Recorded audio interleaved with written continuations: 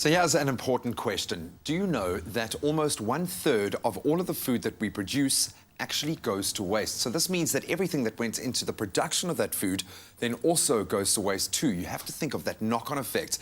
So globally, this amounts to hundreds of millions of tons of wasted food, water, and pretty much every other resource needed to create that food. And it's up to us to prevent that waste. So often when we go shopping, we don't take into account the journey that that food, those resources, has to go through to get to that point. We're now joined by Tatjana van Borman from WWF South Africa to focus mainly on the waste when it comes to dairy and meat, those perishables that often have a very convoluted process to get them onto the shelves, onto our tables, and what are those best practices. Awesome to have you here. I've brought a little bit of something special for us to share. At this stage, I don't want to make light of it like we are crying over spilled milk. This is not just a little spilt milk. Tons, and it's not just the food itself or the produce, but it's that entire supply chain where that waste kicks in. Absolutely, and both these important sources of protein also happen to have incredibly high environmental footprints. So if you think of a steak, a 300-gram steak, in carbon terms, that's equivalent to powering a typical South African household for a whole day. In terms of water, wow, you're looking at, in a mouthful of steak, you're looking at, in a free-range steak, that's probably about 5 litres of water extracted from rivers, dams, boreholes.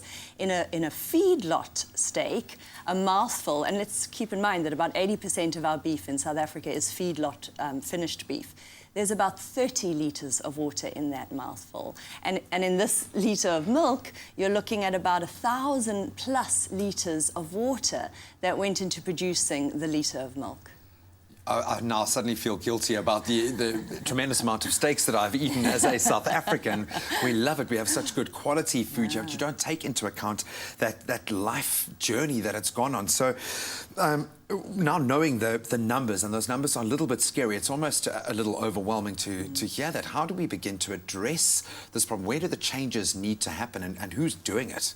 Well, actually, to start with, you ate the steak. You know, that's the thing, that what we're talking about here. So you say, guys, I must feel guilty. No, you didn't. No, we're talking about waste. So this is where the food we produce never actually gets eaten. And that's the thing we've got to deal with. And you said it in your intro, this issue of where it all came from, those innumerable connections that bring the food to you. And in the case of meat and dairy, it's, you know, the water that's used to grow the grain, to feed the cow. It's the water that the cow itself requires. It's the operations. You know, you can go to a dairy farm and see in these big dairy milking operations where 80 to 100 cows can be milked at once. You'll see a hose this big sluicing the milking shed. Runoff, yeah. And it's similar in a concentrated feedlot. They have to clean out those enormous sheds, and of course the hygienic way to do that is clean water. With water. But then of course that just rapidly increases the footprint of water. I mean, there are all sorts of light bulb moments going off there as you run through that. I think we don't extrapolate, you know, the processes behind the food. So it makes things like best practice, responsible farming, those sorts of elements so much more important. And of course, we've had a massive, very real lesson in saving water. Certainly here in the Western Cape, the numbers are alarming to say the least. So how do we save on the waste? Where do we come into that production process to turn the tide?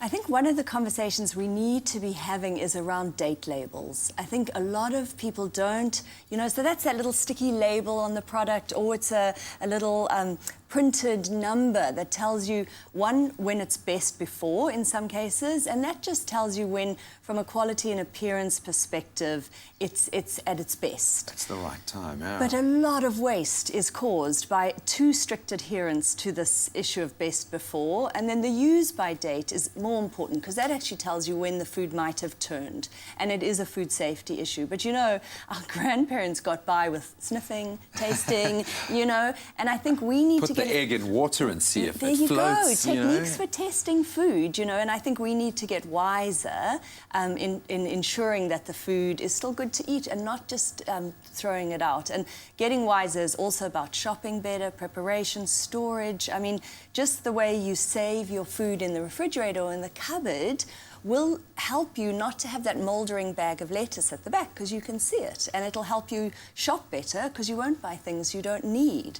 So, you know, I just keep coming back to this thing about thinking differently about our food and really cherishing it as this precious thing that it is. I think you've hit the nail on the head. It's almost nutritional auditing. Just make sure that you're not buying Sounds more than dull. you need. It does sound a bit dull. So let's liven it up with one of my favorite drinks. My mom is looking at me right now thinking, I used to finish the milk in our house literally every day after school, but I absolutely love it. Now that I know how precious it is, I'm going to sip this throughout the rest of the show, I think. Tatjana, awesome to connect with you. Thank you so much. I know some rather scary figures coming at you, but we have a responsibility, each one of us, and we now know how easy it is to make the difference. Be careful on how you eat and cherish absolutely every mouthful, which I'm going to do right now.